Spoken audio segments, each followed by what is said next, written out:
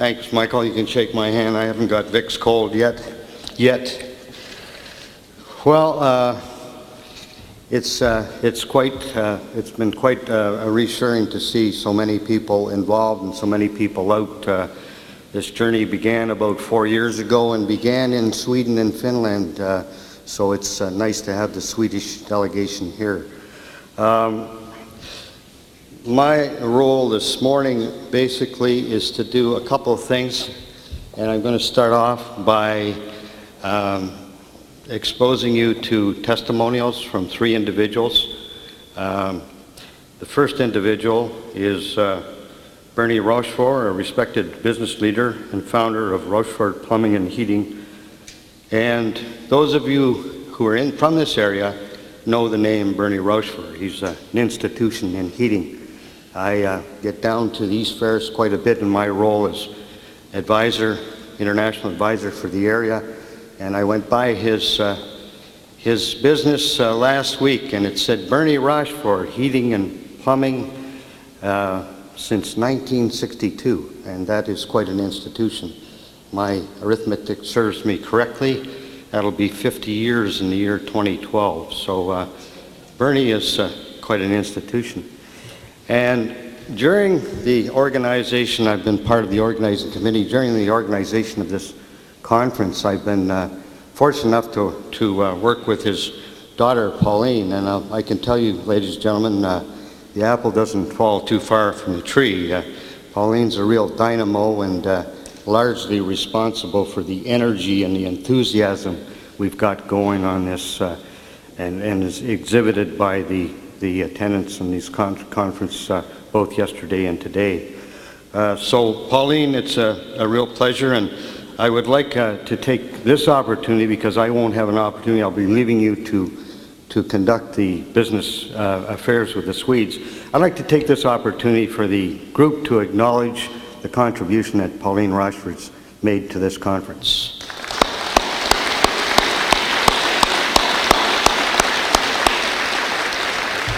So without further ado, I'd like to call on her dad to give us a few words of wisdom in this regard.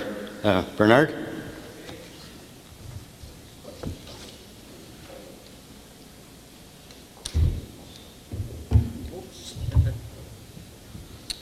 Bonjour, good morning. It is an honor for me to attend the Mayor's Breakfast and to address this conference. I started in business in 1961 with the help of my wife, Roland, my wife. I am now retired, and Rayon, my son, now owns the business. But over the years, I learned a few things about conversions to different energy. In 1961, almost everyone in our area were either burning coal or wood. The oil company, to entice people to burn oil, had a program where they installed oil burners in commercial building free of charge. And in homes, they started a program where they would finance the installation of an oil furnace, complete with ductwork and oil tank, at low interest for a period of 5 years. And even at that, it took a bit of talking and selling. First, there was the price of oil, 16 cents a gallon. And then there was all the what ifs. What if the company doesn't deliver oil? What if my furnace breaks down? What if the electricity goes off? I will have no heat. With wood, I'll always have heat. But they also saw the advantages of going to an automatic furnace. Didn't have to get up in the night to fire the furnace and so on. So one by one, they started to convert. And eventually it moved on. But I had one farmer friend of mine who said to me, Bernard, I have lots of wood, and I want you to know one thing. you will never install one of your newfangled furnaces in my house. Well, not so very long after, everybody had an automatic furnace, and he said to me, well, maybe I will let you install one in my house, just so I will have heat when I go away. And we did. We installed a new oil furnace alongside his wood furnace. Some years later, in the 1970s, when the government wanted people to go off oil and were subsidizing other types of heating system, we took out his oil furnace and installed an electric furnace. Then some years later, he sold the farm and built a house by the lake where we installed a ground source heat pump. And that took a lot of talking, a lot of explaining, because he could not believe we could heat his house from a loop in a frozen lake. And that applied to a lot of other people too that wanted that we sold a ground source heat pump. And today, as you know, ground source heat pumps are very well accepted. Then there was the case of electric heating. Early in the 1960s, Hydro started promoting electric heat. And I remember so very well people saying, electric heat to heat a house? Never. It will never happen. It's much too expensive. In 1 month, in 1962, North Bay Hydro, West Ferris Hydro, along with Ontario Hydro, set up a promotion. They would give a prize to the contractor that installed the most heating units in a month. Well, I won that prize. I had installed one electric heater in the office of Motorway Transport in North Bay. Very shortly after, West Ferris Hydro undertook a project where they had a builder build some houses, better insulate them, and Hydro supplied 2 meters. One to meter the general electricity use of the house, and one to meter the heating portion. So after a year, they knew exactly how much it cost to heat those homes. And they made the figures public, and it showed it was quite efficient. And shortly after, quite a few homes were going electric heat in North Bay. Up to the time that the gas arrived here in North Bay, almost every home was going electric heat. Then, of course, the gas come in. But that took a bit of selling also. People were concerned about the one company supplier, and they were concerned quite a bit about explosions.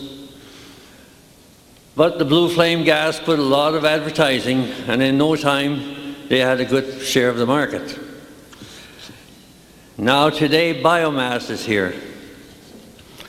Some years ago, when I first heard the word biomass, I said to myself, what the heck is this?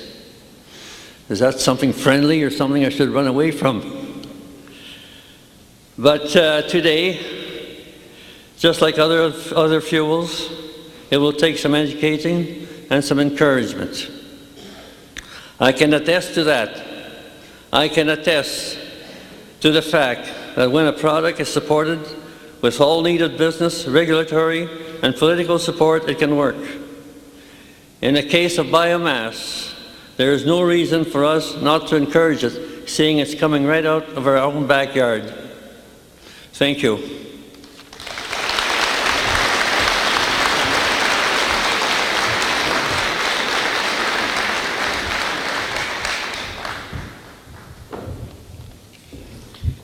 Thank you very much, Mr. Rochefort. Certainly some words of encouragement from a wise man who's been in the business, and he'll be celebrating his 50th year in 2011, not 2012. Amazing. So our second testimonial is from a colleague of mine on the Nipissing, those of you who know me, and on the Nipissing Board of Education. His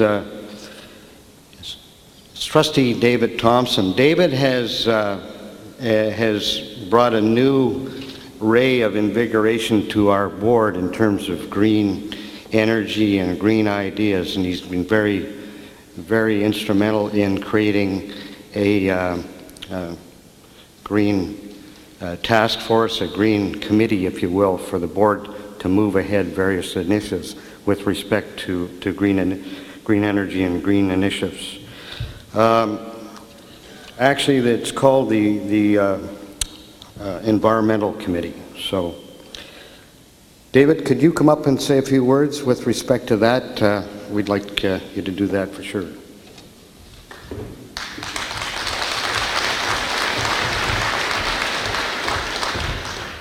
Thanks, Jay. I keep forgetting that I wear glasses, so I gotta... Yeah, as Jay has said, we work together. We work very well, and I think we have some exciting new initiatives. I guess, first of all, I do want to congratulate Pauline and her committee, as Jay has said, on this great conference. It reminds me, back in July, I went to the University of Vermont for a week, and you talk about networking. It's opened up a whole new spectrum as far as sustainability, and it was interesting listening to the ambassadors from Sweden. Just to let you know, I'm doing my master's in sustainable leadership from Blekinge University, so we have lots to learn from in Sweden. And as a school trustee, I am the co-chair of the Environment Committee, which has brought some new, we have staff and community representatives that sit on this committee that are bringing forward environmental initiatives. Just for those that are not quite aware of the Near North School Board, our area covers approximately 25,000 kilometers, operating 41 urban and rural elementary and high schools, which educates nearly 10,000 students. Like most school boards, we have a declining enrollment. But obviously, we are very fortunate to live in an area that is surrounded by an abundance of forest and thus biomass potential, which is why everyone is here this week.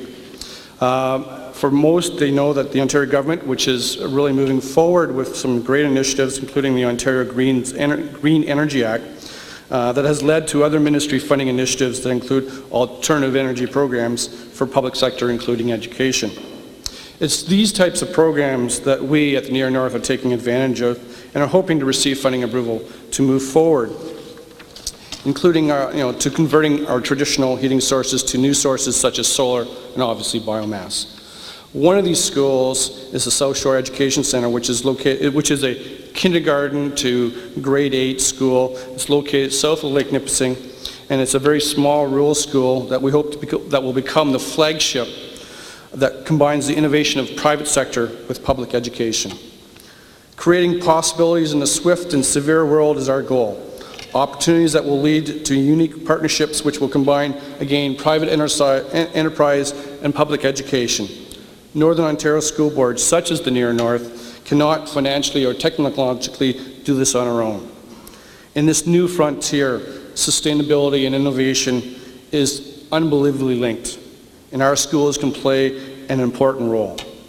So in conclusion, it is our goal to take advantage of these new alternative energy sources such as biomass, which is literally found in the backyards or even in the schoolyards to say.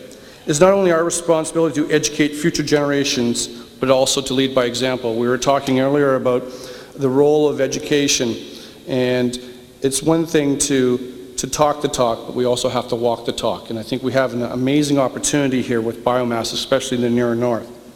So combining the use of biomass as an alternative energy source with the new environmental curriculum is a bold initiative, but it's also a vital one to our sustainability. So I thank you for coming today. There's going to be some amazing lectures and guest speakers.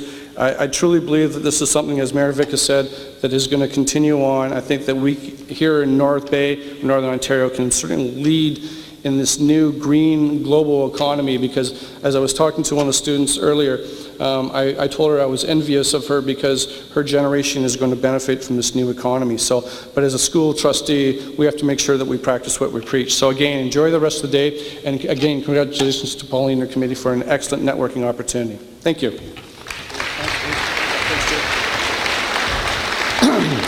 Thanks, Dave, and continue to be the driving force on our board. Our next testimonial is from a gentleman by the name of Bruce Coxhead, who is president of Zero Waste Energy.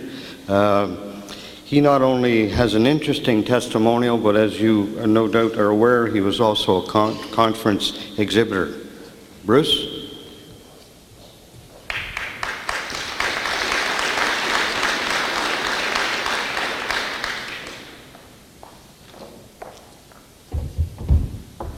Good morning, ladies and gentlemen.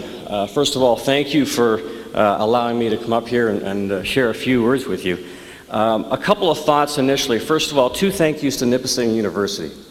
From my standpoint, being a manufacturing guy, it's important for us in Canada and North America to understand what renewable energy is. I can't sell my products unless you folks and Canadians understand it. Case in point with our European visitors, when I discuss renewable energy with them, 5 minutes they know exactly what I'm talking about.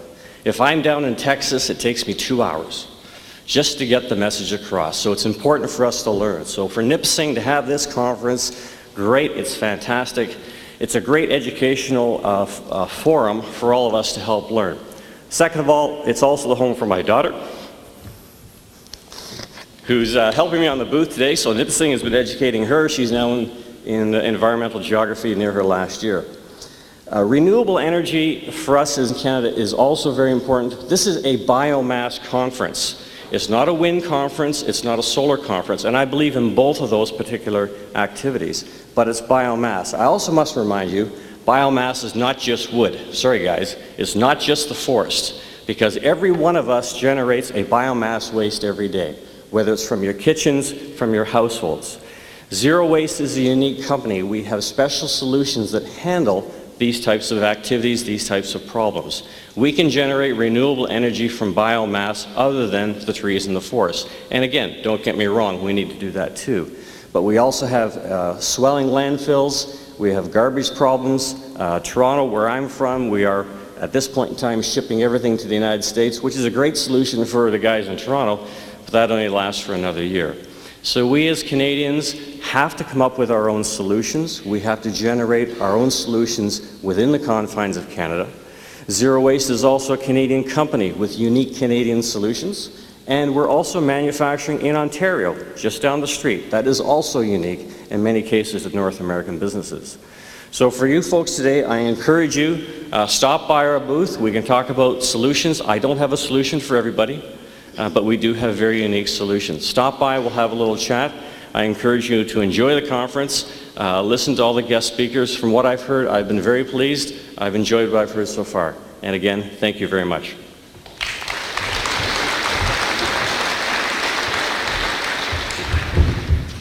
Thank you very much, Bruce, for those good words. As our political leaders in the region, both Mayor Vic and our MP Anthony Rhoda indicated, this is not going to happen overnight. We need to work hard to develop a cluster here. We need to align the political forces. This is a bit of a paradigm transition, so we need policy change. We need help. We need input. We need everybody to put the shoulder to the wheel.